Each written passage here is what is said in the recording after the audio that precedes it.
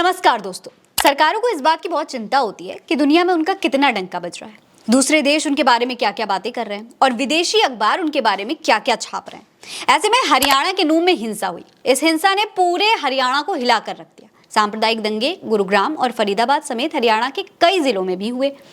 इस खबर को कई विदेशी अखबारों ने प्रमुखता से छापा है। दोस्तों, कतर के अखबार अल जजीरा की ये खबर देखिए। हेडलाइन है, भारत के गुरुग्राम में मस्जिद और व्यापारियों पर हमले के बाद डरे हुए हैं मुसलमान। अल जजीरा लिखता है, उत्तरी हरियाणा राज्य में भीड़ द्वारा मुसलमानों की दुकानों और एक मस्जिद में आग लगाने और उनके इमाम की हत्या के बाद सड़कें सुनसान हैं और तनाव फैला हुआ है। अब ये भी देखिए दोस्तों, ये इंटरनेशनल अखबार र्यूटर्स की खबर है। हेडलाइन दी गई है, हिंदू मुस्लिम दंगों से प्रमुख भारतीय व्यापार केंद्र पर खतरा बढ़ा। खबर में लिखा है, दिल्ली के बाहर हिंदू मुस्लिम झड़पों से धार्मिक मतभेद बिगड़ते हैं। एक हिंदू संगठन के सदस्य का कहना है कि बदले की भावना से की गई हत्याएं उचित हैं। राज्य मंत्री का कहना है कि सांप्रदायिक सौहार्द बहाल करने में समय लगेगा।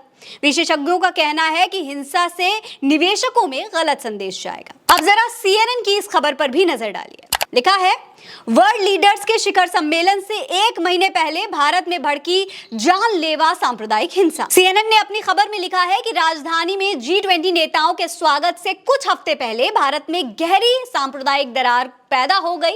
उत्तरी राज्य हरियाणा में सोमवार को उस समय हिंसा भड़की जब एक दक्षिणपंथी हिंदू संगठन ने मुस्लिम बहुल क्षेत्र नूंह में एक धार्मिक जुलूस निकाला।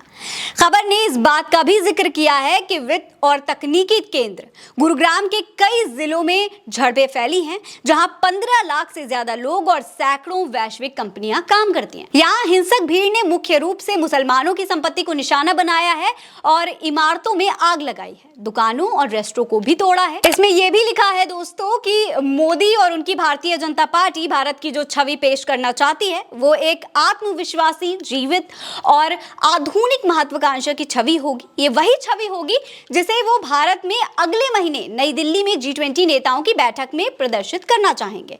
लेकिन विशेषज्ञों का कहना है कि हिंसा की ये घटनाएं मोदी के लगभग 1 दशक के शासन के बाद दुनिया के सबसे बड़े लोकतंत्र में भाजपा के हिंदू राष्ट्रवादी नीतियों में आई तेजी की सच्चाई को दिखाएगा। अब जरा ह्यूमन राइट्स वॉच की ये खबर भी देखिए। लिखा है, भेदभावपूर्ण नीतियां भारत में धार्मिक हिंसा को बढ़ावा दे रही हैं। खबर में लिखा गया है, हरियाणा राज्य में हिंसा तब हुई जब हिंदू समूहों ने परेड की योजना बनाई।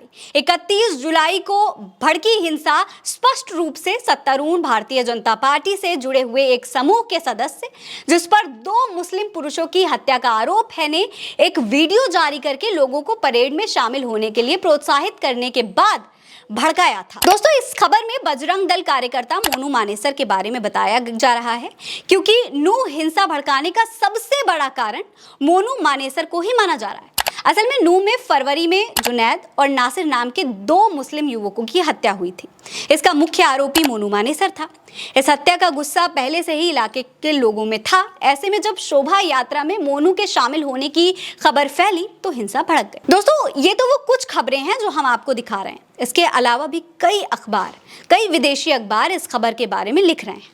दोस्तों, देश की दुनिया में ये इमेज तब बन रही है जब प्रधानमंत्री नरेंद्र मोदी भारत को तीसरी सबसे बड़ी अर्थव्यवस्था बनाने का दावा करते हैं, लेकिन देश के बिगड़ते हालात पर मौन धारण कर लेते हैं। कभी मणिपुर, कभी हरियाणा, कभी नूंह, कभी बरेली, तो कभी उत्तराखंड। इन नफरत की आग में ये देश जल रहा है। लेकिन सोचने वाली बात दोस्तों ये है कि देश सबसे बड़ी अर्थव्यवस्था तभी बन पाएगा जब देश ऐसी हिंसा से बचेगा।